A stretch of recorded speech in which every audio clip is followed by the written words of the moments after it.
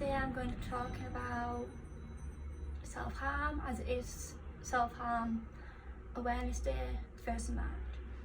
So self-harm isn't just the generic cutting, burning. That's what people think when they hear the word self-harm. But self-harm can be many different things. Not eating, not sleeping, cutting, burning, doing anything to harm yourself, over-exercising, overeating, make yourself sick, anything that you do intentional to hurt yourself, or you know it's going to hurt yourself in the long run, is self-harm. It isn't just, you don't just do it the once. It is an addiction. Self-harm is an addiction. It doesn't matter what type of self-harm it is an addiction. Over exercising, you get addicted. Overeating, you get addicted. Undereating, you get addicted. Cutting, you get addicted. Burning, you get addicted. People need to realise that it is an addiction like any other, and it is really, really hard to stop. It won't just go away overnight. It is going to be an ongoing problem, and if you relapse, it's not your fault. It is, self-harm is a symptom of an illness. Self-harm is not attention seeking.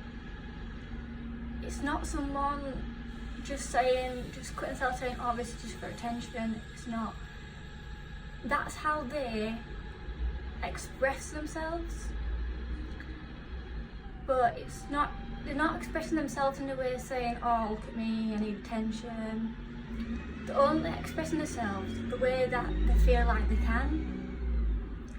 And I know it's a really hard subject to talk about because it's such a taboo subject, and it needs to be spoke about more so people understand it more, and so you can reach out to someone and get help.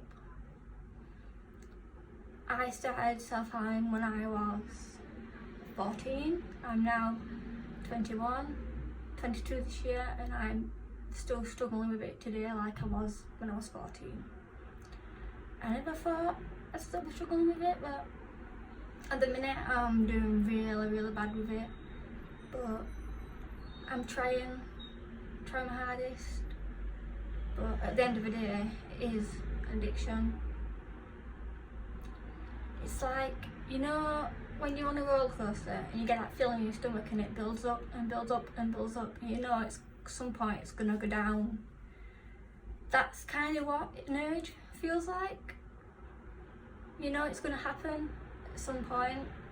You try your hardest not to. You try and distract yourself. Some good distraction methods that I know is writing your feelings down.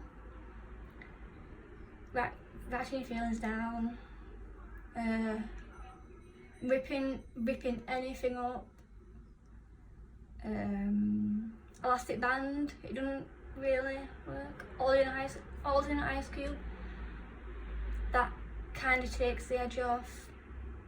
Watching a movie, TV series, just trying to do anything that distracts your mind. But for me, the best way to distract myself is just writing down how I feel, how bad the urge is. Sometimes the urge doesn't go away, but most of the time it does when I'm writing down how I feel. Sometimes I write like a maniac, I scribble, I rip it out after, I screw it up for it in the bin. But the urge passes, and once that urge has passed, you're not thinking about it then. So I'll leave a link below to a website that's got loads of distractions on for self-harm. I know some of them are stupid, some of them don't work. Just try them. If they don't work, try the next one. For me, it took me ages to find something that actually worked. Sometimes it works for me, sometimes it doesn't. But like, I haven't done it. I haven't wrote down my feelings in a while because sometimes I get a bit embarrassed writing it down because I've got to show stuff. But I know that if I do it, I know it can make the urge go away, and then it's not there anymore. But self-harm needs to be spoke about more. It shouldn't be a taboo subject because it's serious and it's going on a lot more than what people think.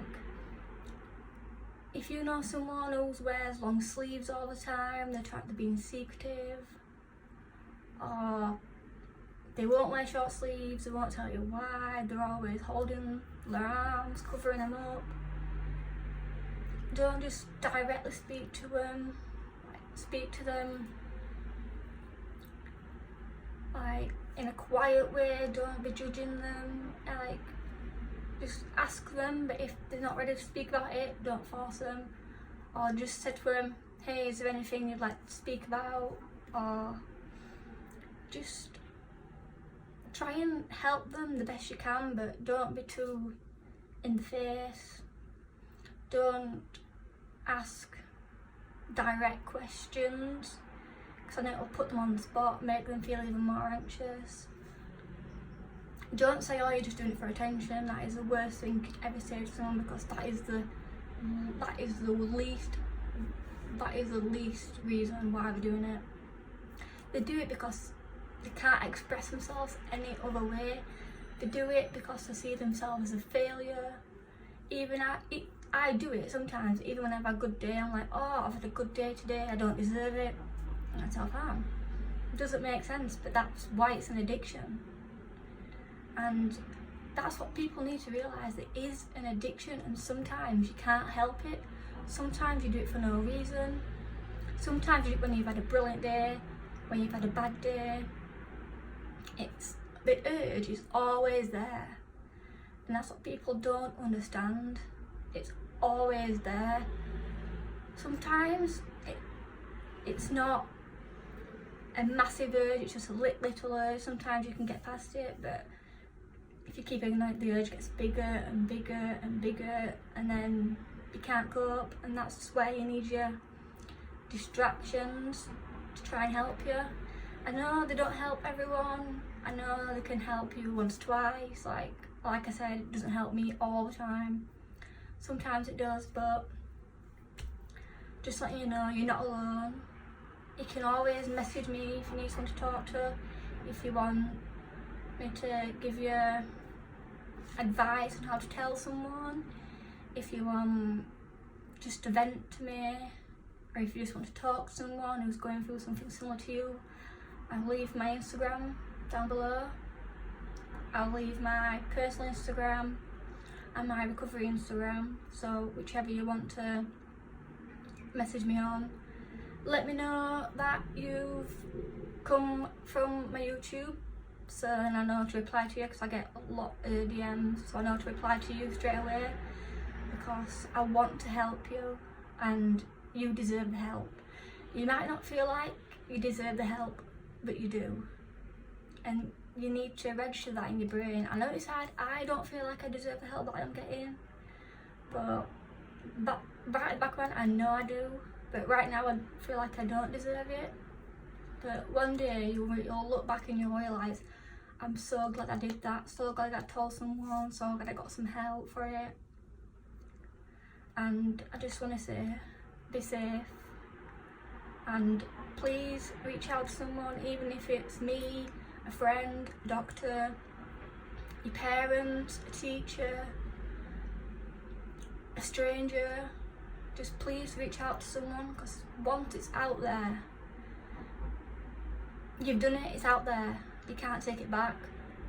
I know it's scary, but once it's out there, you can get the help that you need and the help you deserve. So please, please, please tell someone.